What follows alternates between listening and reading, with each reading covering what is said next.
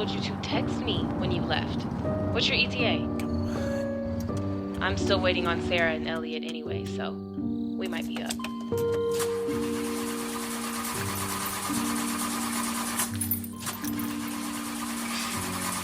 I think it'll be a good weekend. Elliot planned like a haunted tour or something for us around San Fran all tomorrow night. Love ya. Obviously, there's a sort of sinister undertone that is established right at the start, and there's sort of an interplay between who is the more dangerous person here, the man or the woman. But I thought that the piece had a really great way of balancing that over the course of the runtime, and I thought that the two main leads had a really natural chemistry that both contributed to creating a sort of emotional depth to what was going on, as well as sort of contributing to the tension of like what's going to actually happen, since you're already expecting that this is going to take a dramatic turn. So I thought that the piece had a good sense of pacing and timing in terms of building up that reveal, and sort of establish it in a way that I had the piece have more, I thought, thoughtful and ruminative approach to what was going on, as opposed to sort of just for graphic violence or a grisly exposure of the body, or of a serial killer or a monster. I thought the piece had a more thoughtful approach to the feelings and the style it was trying to employ and ultimately express within this experience. So I thought it was sort of constructed with a level of detail that I thought came through with the editing in particular, and how they built up the sequences and the closing sequences with the lead actor, and the contrast with the more mundane characters sort of seeing things from the outside and not knowing the story the way that the audience knows the story. So I thought it was well done in that sense, a thoughtful construction. I thought that gave the narrative a good sense of style and emotional depth, and it just was well acted, so it made everything really easy to get into and follow. So I thought it was a well done piece. There was something kind of spooky and thrilling, if you will, about this thriller. Hate to sound so repetitive, but I think you established like a really eeriness to this piece, and I think you do that with not only the storyline and the acting and the lighting of this piece, but also the world building that you do within the story as well. I think these are really great characters. I think it's a really interesting story, and it definitely had me on the edge of my seat the entire time. One of the things I really like about this one is how it plants the seeds right from the beginning. I really like how it the first thing you see is the medication. So right off the bat, it tells you something's up, but it doesn't tell you what it is, and it basically says you've got to figure that out. It felt like there was more of a supernatural element to it because thinking back to the way she was talking to him and how she was talking about how cruel and evil the world and men are. Um, at first, you think she's been gypped by someone, she's been hurt by someone.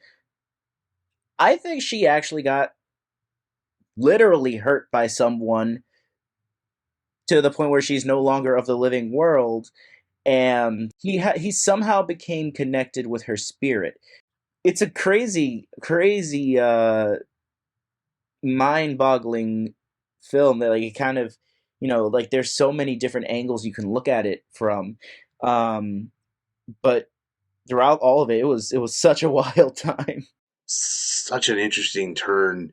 You kind of suspect through just good filmmaking that there's going to be some sort of twist.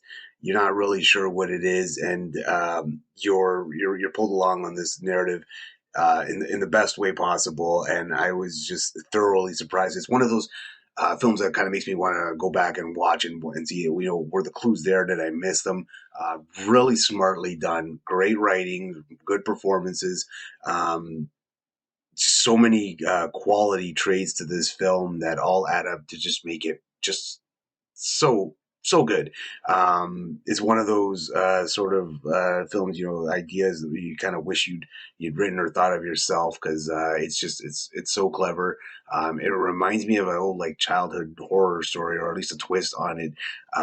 So yeah, for so many reasons, I really did love this one.